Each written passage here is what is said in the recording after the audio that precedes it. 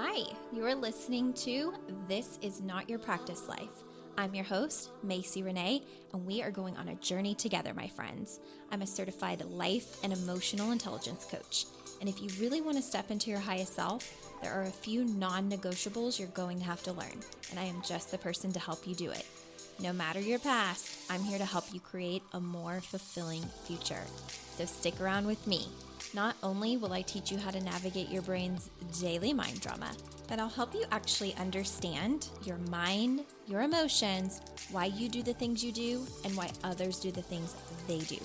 Most importantly, I'll help you build the self-awareness skills to create whatever results you want. It's never too late to change the trajectory of your life. After all, this is not your practice life.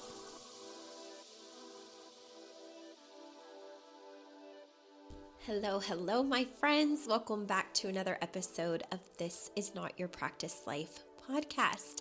My name is Macie, and I am so excited that you're joining me today. I can't wait to talk to you.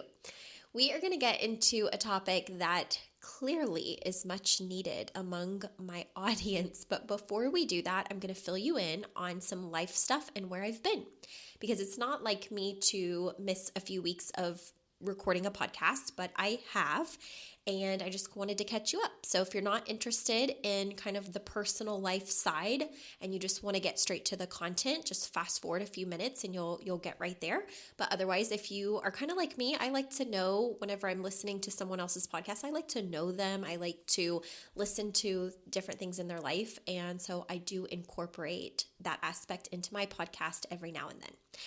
So I went home to Kentucky for 10 days. For anybody that's new, my husband and I currently live in Las Vegas. We moved here a little over two and a half years ago, maybe, I think. I don't know if it's been 2 years and we're going into year 3, or I think it is. I think we're almost going into year 3, or maybe we just hit year 2. I don't even know. Either way, we were both born and raised in Louisville, Kentucky, and we lived in different cities in Kentucky. And now my family, my family is still there. So I went back for several reasons. One, my birthday is in October, and one of my closest friends, who is a family friend of ours, she has the exact same birthday as me. She's 5 years older, and we love spending our birthday together. We make it this big to-do, and we kind of celebrate for the week, and it's just something that we really look forward to. And then also, I went home because a few days before my birthday, my youngest sister is pregnant with her first child and was doing a gender reveal, and she so nicely scheduled it for a time when she knew that I would be home. So I'm thankful to her for including me in that and considering that whenever she was picking dates. And it was really exciting because in our family, like, we're a girl family. We haven't had a boy added to our family in 31 years. And the last boy born into our close-knit, kind of close immediate family was my cousin that I grew up really close with. And my Oma, which was my great-grandma, she's passed now, but my Oma and Opa would babysit all of us. And that was the last time a boy was born into our family. So when my youngest sister, shared that she was pregnant, it's always like this thing where we're like, oh my gosh, are we going to get the first boy? Now, my middle sister is also a mom to my sweet niece, and we, we're in anticipation the same way. We're like, oh my gosh, is it going to be the first boy? So long story short, at this gender reveal, my sister did this cute hocus pocus theme and had a cauldron, and the smoke turns blue. And it was super exciting to find out that we are getting the first boy in our family in March in the last 31 years. But then it doesn't stop there. My middle sister is pregnant again, so now with her second child, and she found out that she's having a boy in April, about 3 weeks after our youngest sister. So really exciting things in the air. We're excited. We're nervous. We're like, oh my gosh, what are we going to do with boys? We're so used to frilly, big bows, dresses, dolls, tea parties, all of the things, the most over-the-top cute outfits. And we're like, what are we going to do with wild boys? But we're excited. So that's what I went home to do. I celebrate, be with family, be with friends. I really felt full because I got to see people that I don't always get to see all the time. I got to see my fourth grade best friend at her daughter's third birthday, which was a petting zoo party. I hadn't seen them in 2 years, and so it's always so good to catch up with them. I actually went and visited my life coach and got to play with her baby boy that's, I think, 15 or 16 months old maybe, and that was just great. Have dinner with them and catch up there. And I got to see one of my other best friends, Christina. Like, we're so close, and I try to see her each time I come in if I can, and I was so grateful that we got to spend time together too. So I really got to fill my cup. I didn't get to see everyone, of course. There's so many more people that I wish I had time to see, and it's more so like my emotional and energetic capacity. I could spend full days just going to 5 and 6 different houses, but that's emotionally exhausting, and we're going to kind of talk about that today because I asked on my Instagram what you guys wanted to hear for the podcast, and the submission that came in was maneuvering family gatherings when you'd rather not attend. And I know that this person that submitted this is not the only person who feels that way. There have been times where I have felt that way about my own family gatherings, even though I love my family, right? And I go home a lot to see my family, and even still, sometimes that is exhausting. So when we're thinking about the holidays coming up, it brings up a lot of sometimes mind drama, old, stuff, our relationships with certain people, our dynamics. And, I know that there have been times where I've been really stressed around the holidays because I want everybody to be happy. I do love tradition. And to be quite frank, traditions change a lot when people pass away, or some people are no longer around, or, kids get older and they start taking over traditions, or you start having kids. Like, there's just so many things factored into the holiday experience.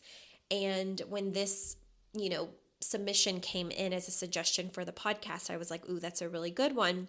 But what I did after that was ask, everyone that saw my stories to submit an anonymous reason of why they feel bogged down by the holidays, like why their body goes, ugh, I'm not really looking forward to Thanksgiving or Christmas or Easter or whatever the holiday is. And I expected 2 to 3 answers, and you guys, I think I got 29 submissions of all of the reasons you all do not enjoy the overall holiday experience with your family, with your in-laws, with your siblings, with aunts and uncles, all of the things. So I want to address it at a pretty surface level on this podcast to help you, kind of have an idea of where this is coming from and how to work through it. But I wanted to go one step further than that, and I think you're going to be really excited. So stay tuned to the end of the podcast, and I will make an announcement that I think will have you a little bit giddy, okay? So let's get into this. Maneuvering family gatherings when you'd rather not attend. So the first thing that I would say when this emotion kind of comes up where you have this dread or stress, anxiety, maybe even just anticipatory kind of feelings of, oh, I just don't really know if I want to go, or it just doesn't sound fun to me. Uncover the reason why. And this is why I asked on, my Instagram stories for people to submit anonymously, because the reason greatly varies for every single person. And that rang true when I received those 29 or so responses. Every single person, some had similarities, but there were a lot of different reasons why they feel affected by the holiday season. So some submissions were, I don't necessarily have a great relationship with my in-laws, or I feel like my in-laws judge me and talk about me, and then I have to pretend to be okay with them whenever I go. Or there were a lot of submissions about, I feel rushed. I hate having to go from house to house and pack the kids along to each place. Like I feel like I can't please everyone or make everybody happy. I feel, rushed. There were other submissions of as much as I loved tradition when I was younger, I don't really want to do the same things now, and it feels like an expectation. I would rather be at home with just my kids and my husband or, my partner. And, the expectation that I have to go other places feels stressful to me. There were submissions about, people making comments about how I spend my time or how I spend my money or just being judgmental family members. There were submissions about I am feeling a type of way about the weight that I've gained or my body image, and I just know people are going to be whispering about it and commenting about it, and I just don't even want to put myself in that situation. So these are just a few of the submissions that I received for why people don't always want to attend their holiday events with family, with friends, etc. And so getting clear on your reason why is important just for your own self-awareness work. Why do I feel so bogged down by this? And then the next part of that is, what emotions do you feel when you think about attending? So do you feel stress? Do you feel anxiety? Do you feel worry?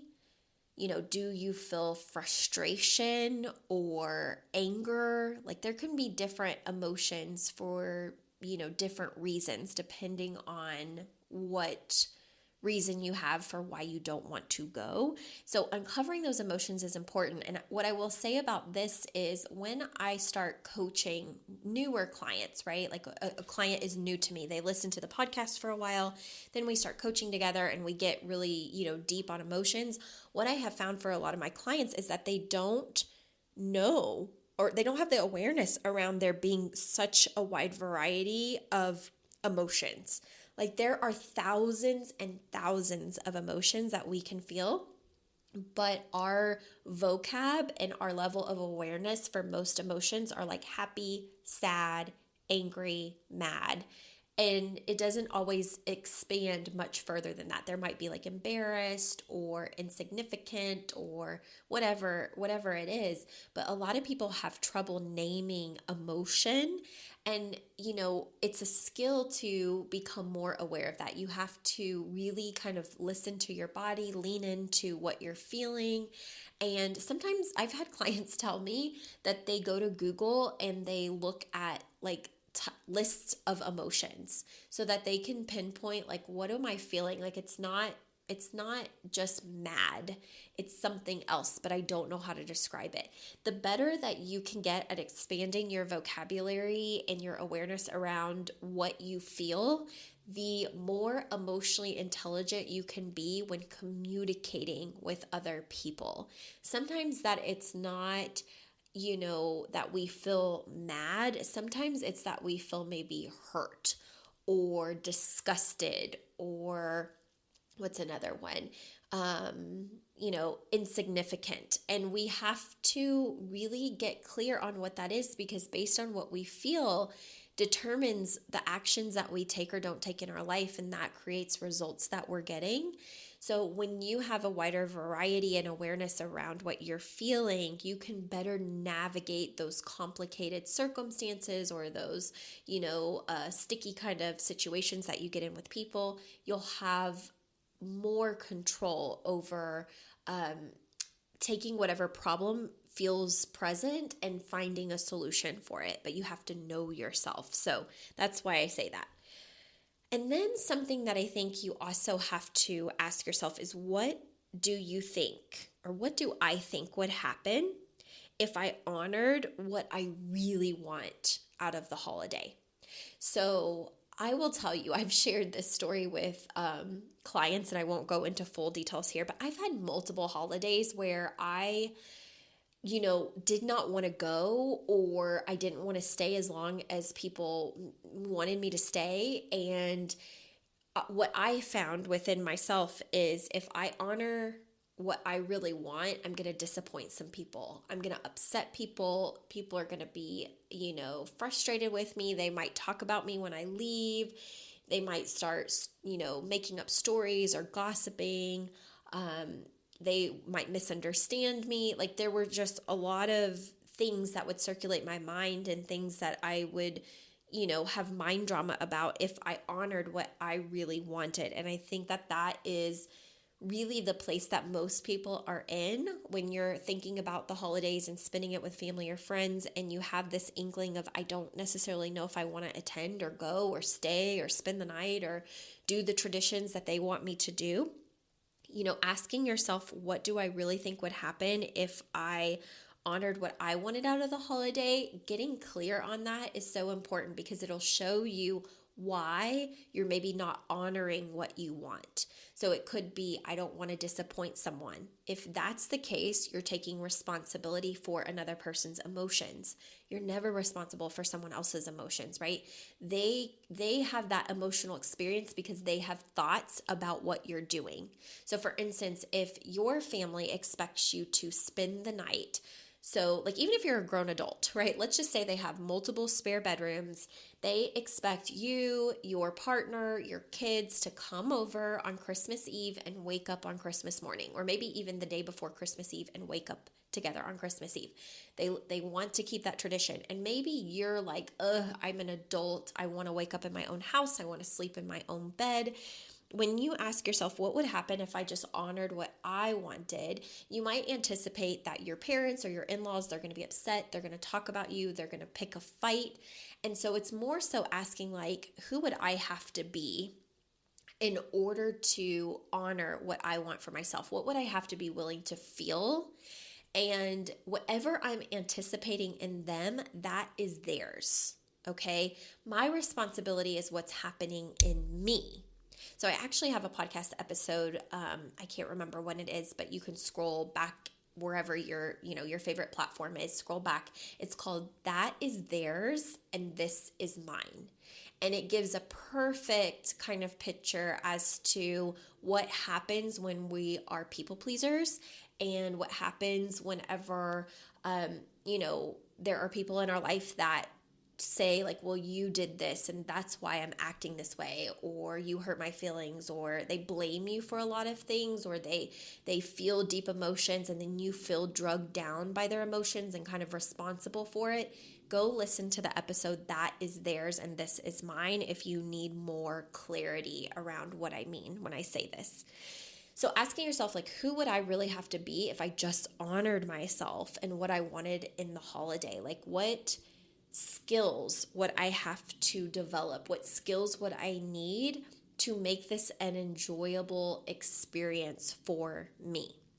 That is huge, because the thing about it is when we are struggling with honoring ourselves, a lot of times it's because we are so worried about how someone else is going to respond to our choices. And the thing about it is that as humans, we want love, we want connection, we want safety. And, with our family in particular, we know that acting a certain way will always provide us that love, that safety, that connection. And when we don't necessarily act the way that they think we should, or the way that we, maybe did for 20 something years without giving them an argument or fussing about it, like we know that we'll get that love, attention, connection, just safety that we really want to feel as a human being. It's naturally wired into our brain.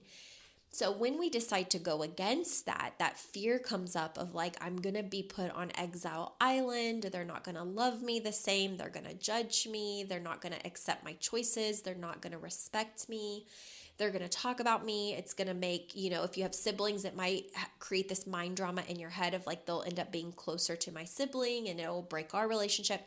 And all of this chatter, all of these stories is what keeps us like personally imprisoned in not honoring what we want for ourselves and not ultimately feeling the best that we could about the life that we want to have and whatever that looks like. So all of this to say, as I received submission after submission after submission of all of the reasons why you might dread or stress the holiday experience with friends or family, my gears started to turn. And I thought, how amazing would it be to not just be able to do a podcast episode and just kind of glaze over the work, but to like get into the nitty gritty with each person that really wants to work through their shit, right? Like really work through their stuff, work through the mind drama, actually feel good for the holidays, feel of themselves or empowered within themselves, and know how to navigate the complicated relationships, know how to set boundaries, know and feel really good about their holiday experience. So I was, thinking about this, and what came to mind is like, what if I do a 5-day coaching experience, masterclass, webinar, whatever you want to call it, where I not only teach you what's happening within yourself and how to overcome a lot of the things that you're dealing with, but also where I can coach anybody that wants to be coached so that you all can learn from each other, because there were a lot of similarities in the responses. So I got to thinking about this and it sounded really, really good. So here is what I'm going to do. Starting on November 6th, and going every single day through November 10th, I am going to host a coaching call, and it's called, don't make fun of the name, it's called Holly Jolly Boundaries. And it was so hard coming up with a name, you guys, to really encompass like what I wanted this to portray.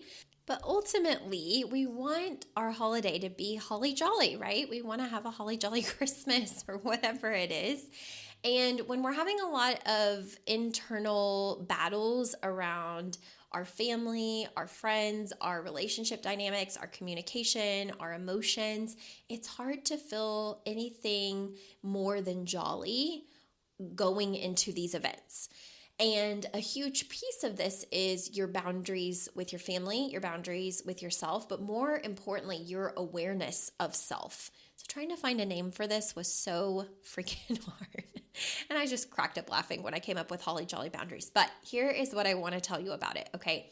It's going to be a 5-day event where I am going to coach you on all of the things, all of the submissions that you had if you are a friend of mine on Instagram. So how do I navigate this with toxic family members, or how do I set boundaries? It's sticky with my in-laws. I feel like they talk about me, or I, just want to spend time with my family. I'm going to address all of this stuff.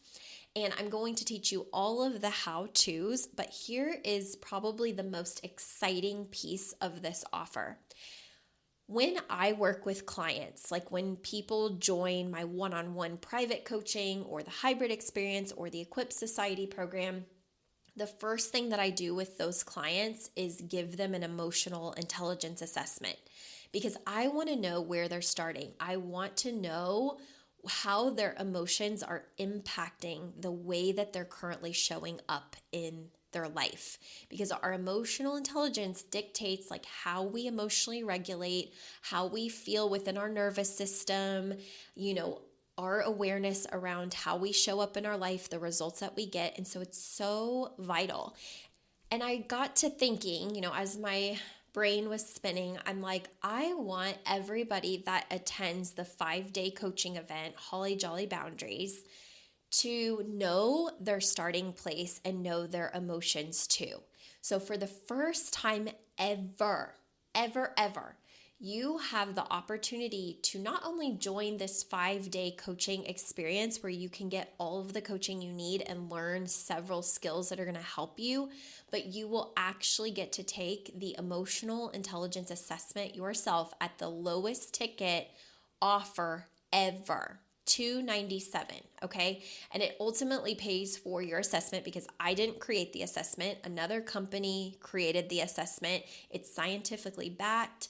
It's globally used. It's used in corporate companies.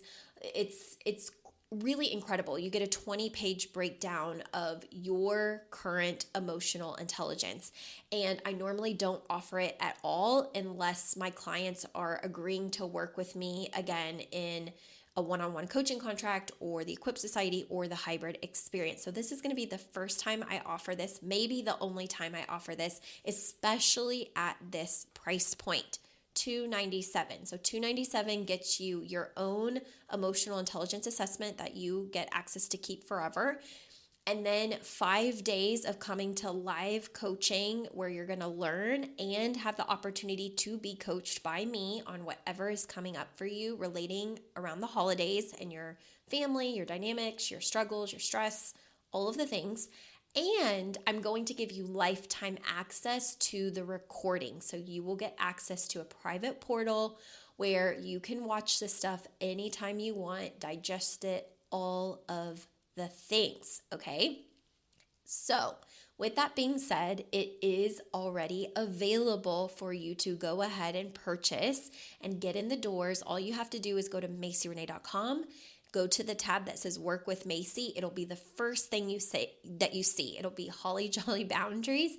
Just scroll down, sign up, and as soon as you do that, as soon as your payment clears, I will make sure that you get the link emailed to you to take the emotional intelligence assessment. You can start looking that over, and then I will send out follow-up details about us starting on November 6th through the 10th. And you can get coaching on whatever you need in addition to learning how to actually be prepared for your holiday experiences. So I'm super, super excited to offer this to you. I can't wait. I think you're really going to enjoy actually knowing what your EQ currently is in your life, whether you've done a ton of personal development or you've done none. Getting that information, it reads you like a book. It gives you this 20-page assessment breakdown of like, here's how this emotion shows up for you and what this means in your life and, how this impacts you here and there. And it's just so, so helpful. I took it for the very first time in my life when I started occupational therapy school. So if you're new here, that was my career before I became a full-time coach. I am a licensed occupational therapist. And in school, they made us take it because they wanted to know our emotional capacity for stress and for getting through grad school. And I will tell you that mine was not good at all. This was in 2013. It was not good. And I will tell you that 10 years later, it's night and day. If you were to put them side by side, I'm not the same person at all. So many, it has helped me experience life to the fullest. I don't need people to change to be happy. I can show up in the best ways for myself and really feel in my power. And I want that for everybody. That is my mission. So long story short, got certified in emotional intelligence. I offer this to the clients that work with me directly, typically. So that we know where they're starting and we can track their progress and how much they grow with coaching. And I will tell you that 2 of my recent clients did follow-up assessments from when they started with me and where they are now. And they have a 30 to 40 point increase in their emotional intelligence, which is huge because when I was originally trained, I was taught that a 5 to 10 point increase is huge and worth such big celebration. So the fact that my clients working with me are gaining 30, 40 points in their EQ, it's literally changing their life, their relationships, what's possible for them. And I really want that to be the case for everybody. So we're going to start with Holly Jolly Boundaries, $297.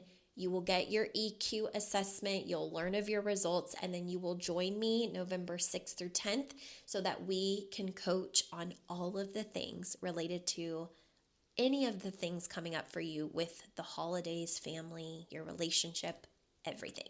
All right, sound good?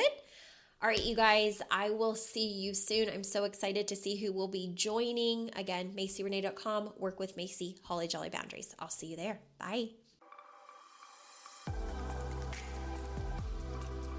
Hey there. Thank you so much for joining me on today's episode of This Is Not Your Practice Life podcast. If you'd like to connect on social media, you can find me on both Instagram and Facebook at Macie Renee Coaching. And if you want to stay up to date on all of my offers, announcements, and inspirational emails, you can join my email list at MacieRenee.com. In addition, if there's a way that I can further support you in your coaching journey, you can schedule a free 60-minute consult at MacieRenee.com anytime you want so we can discuss the best options for you. I look forward to seeing you next week, and I hope you have an amazing day. Bye.